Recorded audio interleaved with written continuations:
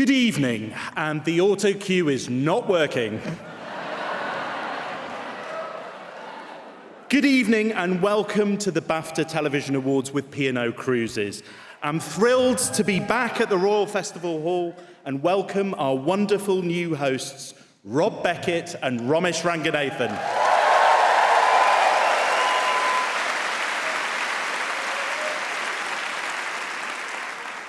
2 weeks ago, we celebrated the very best behind-the-scenes talent at the Television Craft Awards. Tonight, we'll continue the joyous celebration of everything that is brilliant about television and the dedicated and immensely talented people that make it. It's about shining a light on the stories that have resonated with audiences in 2022, stories that moved them, made them think differently, made them laugh, stories that matter.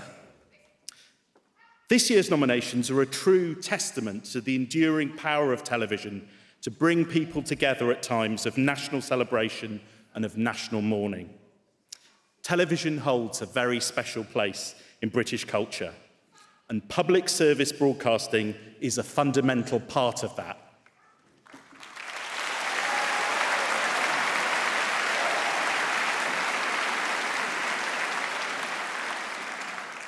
The industry has shown there's a place for public service broadcasters and pay TV, free-to-air and streamers to coexist, creating exceptional content and providing an abundance of choice and stories for British audiences.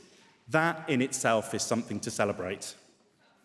Tonight is my last awards as chair of BAFTA. My 3-year term comes to an end next month. It's been the greatest honour of my career to serve and lead the Academy. I got involved with BAFTA 18 years ago because there's no other charitable organisation in the world that brings together 10,000 creative minds across film, games and television to champion great work and to inspire and nurture the next generation of talent. I'm so proud of the journey we've been on and the seismic changes BAFTA has made over the last 3 years.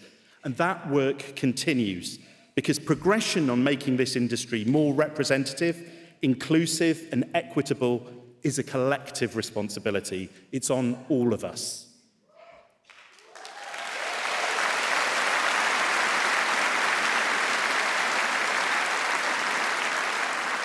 Awards are a mirror to the industry. They offer a snapshot of a moment in time. They reward excellence and celebrate success. They also tell us a lot about the current picture of the UK television sector.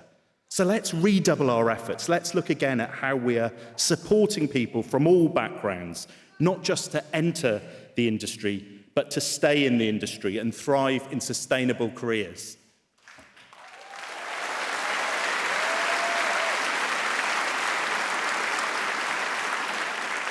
We have a critical skills shortage in the TV industry and a cost of living crisis. And this isn't just a moral and creative imperative, it's an economic no-brainer.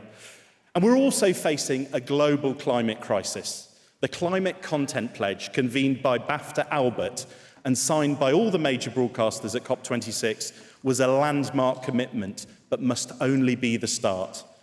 To quote Sir David Attenborough, "We are at a unique stage in our history.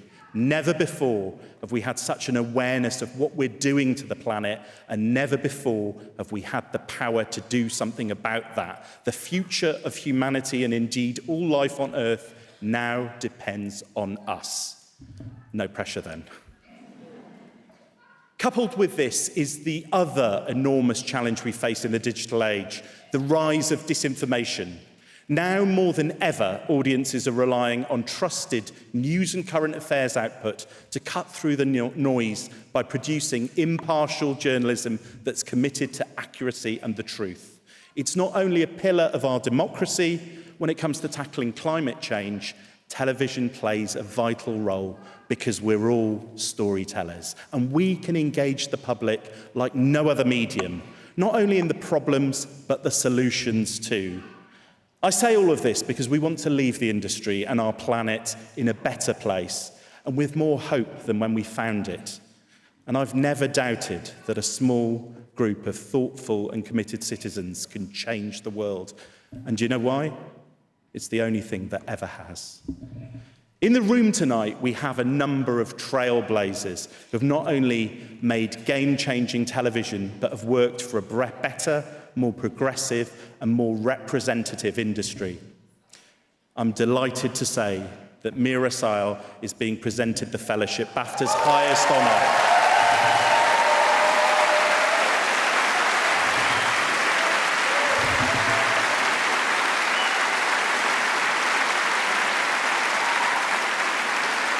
Mira, you are a national treasure, beloved by your peers and the public.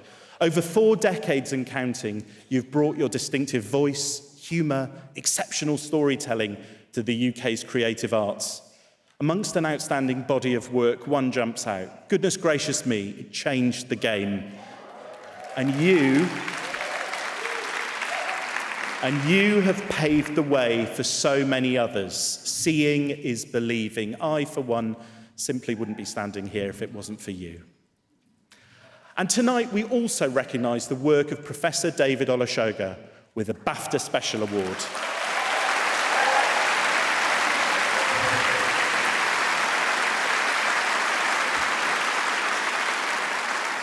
Another shining example of someone who's made an outstanding contribution, not just to the television community, but to our society and national culture. David, your commitment and bravery to reappraising how histories have been traditionally told through broadcasting is inspirational. You represent the very best of what television can do, its power to inspire, educate and challenge. Your special award couldn't be more deserved.